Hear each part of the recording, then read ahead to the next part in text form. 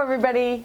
Welcome to this episode of Crate Conversations. We are here today with Jane Fabach. She is from the Brick Township Historical Society, and I'm really excited to talk to Jane about all of the cool things that the Historical Society does, and actually to learn a little bit about it, because although I've lived in Brick for 30 years, I really only visited the museum here once, and I know that they do a ton of really cool stuff, so I'm excited to talk to Jane today. So welcome, Jane. Thank you for joining me. Thank you, Mayor.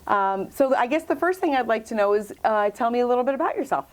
Well, I was raised in Hawthorne, New Jersey, and I moved here 42 years ago when I married my husband, Jeff Fabach, who worked in this building for decades in the archives department. I worked for the school system, and I'm a pretty busy person. I'm a trustee at our community, Wedgwood Place. I'm a member of the Friends of the Brick Library, and I'm very active in our church, Epiphany Catholic Church.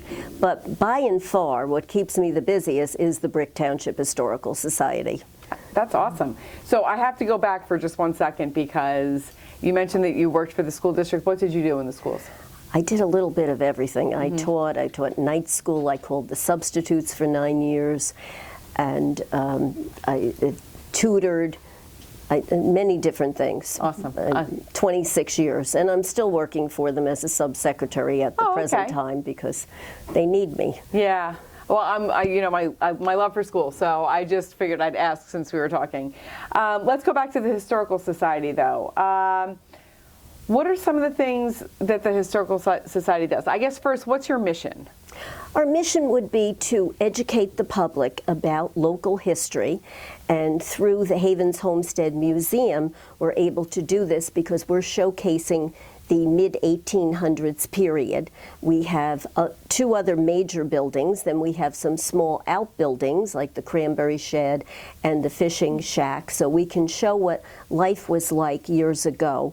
And another part of our mission is to provide programs for the public. So we have 5 different meetings during the year. It's always free admission. Everyone is welcome at the Herbertsville Firehouse. Oh, cool. What are some of the activities that you do with the Historical Society? Well, one thing that I have run for 20 years is the giant annual yard sale, which we had the end of April. And it's nice because we get many different people from the area, from other towns, and we always have a big bake sale, and this helps to raise funds for the preservation of the 3 buildings that we have, 3 main buildings and outbuildings, and there's quite a bit of expense with the upkeep, particularly because one goes back to 1790, the Lizzie Herbert House, and the Havens Homestead Museum goes back to 1827. We also have a cookie event in December, and we sell cookies. I have about 40 people that make homemade cookies, and so that's been very successful. We've been doing that for a couple years. We also have other events throughout the year. We sometimes do the ice cream social. We have teas. We'll be having a tea October 14th. So each year it may vary a little, but we do quite a few events for the enjoyment of the public. Okay, and where do you hold the events? They're at the Havens Homestead Museum, 521 Herbertsville Road. Our meetings, however, because we attract quite a large crowd, are at the Herbertsville Firehouse, which is 601 Herbertsville Road. Oh, great.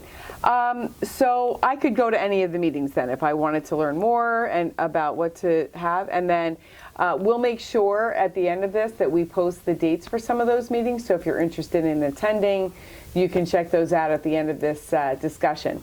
What are some of the fun events you have coming up that people from the public can enjoy?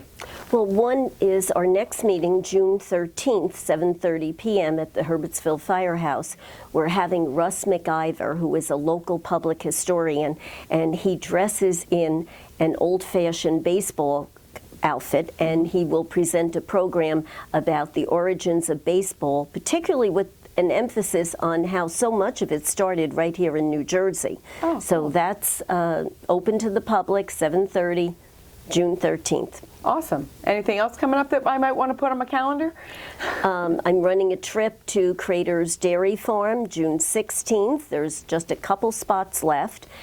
And then right After that, we have our next really big event is the Civil War encampment. We have the 61st New York Volunteer Regiment, and these gentlemen have been coming to us for 20 years, and they camp out. It's not a battle. It's an encampment to show what life was like in between battles. They set up their tents. Our new president, Jim Heine, is in charge of that because he is has been with the soldiers for many, many years, and so he will be setting that up, and Charlie Lawton, our vice president, will be working with him as far as what the Brick Historical Society is doing. We'll be selling hamburgers and hot dogs. We'll have a large bake sale.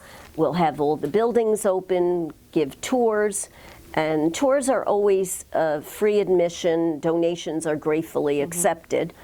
And the Lizzie Herbert House is our gift shop, and we'll have specials there. Okay, so now I'm picturing the property. I know the house up front. That's the museum part. That's like Yes. right on Herbertsville Road. If I wanted to visit the museum, what's a good time for me to do that? We're open on Saturdays from 10 a.m. to noon, and you don't need an appointment for that. That's through the end of April through the end of October.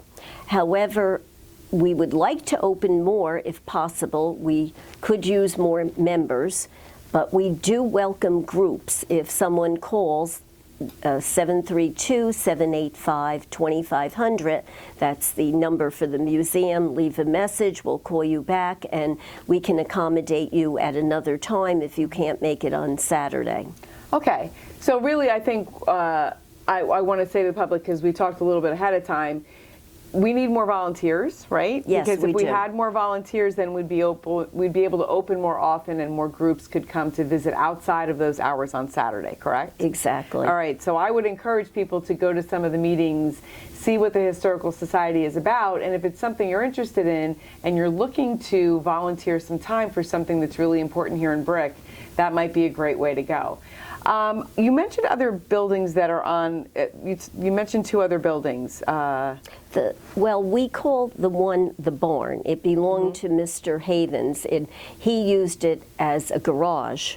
But we have his 1948 Farmall tractor in there. We have many different displays, including a dog paddle machine, which would be used. The dog would get on the machine and just keep going on the treadmill, not getting any place, but it would turn the butter churn, or that's so cool. it would do different household chores for the farmer's wife. Huh. Yeah, and the Civil War encampment, that will be August 5th and 6th, and it is on our website, and the public is welcome to visit on Saturday, August 5th from 10 a.m. to 3 p.m. and Sunday, August 6th from 10 a.m. to 2 p.m. And then the soldiers are packing up to go home because they live in different states. Some of them live in New Jersey. Right.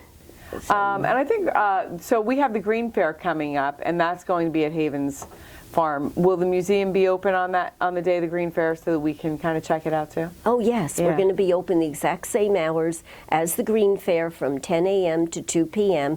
We'll also have a table for the Brick Historical Society at the Green Fair, and we'll be giving away free books to children. That's another thing we like to do. We like to try to educate the children and provide reading materials. So I have collected dozens of books to give away. Excellent. Is there anything else you'd like to share about the Historical Society? Well, it had its beginnings in 1976 through the Bicentennial Committee. Oh, cool. So we've been around since then, and Gene Donatello's been interviewed by you, and I know he's told you much of the history. I'm more involved with the fundraisers, and we really enjoy being part of it because it's a very nice, friendly group. And so we just had our annual dinner last week, and we had it at the Herbertsville Firehouse, and Mr. Donatello showed slides of many different things we did throughout the years, and Peggy Osborne arranged the dinner, and everything went so nicely, and people seem to like coming and being a part of us, and we enjoy having new members and getting to know them and and then kind of slip in a few jobs maybe for them to do. You know, you find their interests, and then we figure out what's good for people. It's a good fit. That's excellent. Well, I really appreciate you coming today. It was really fun to learn about the Historical Society. Frankly, I cannot wait to go and see the museum again.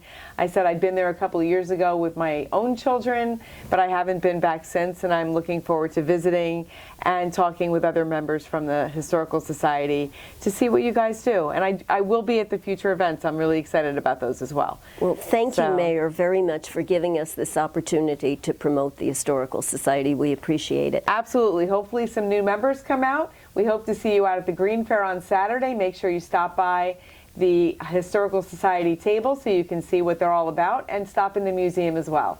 Thanks again, and we'll see you on the next conversation.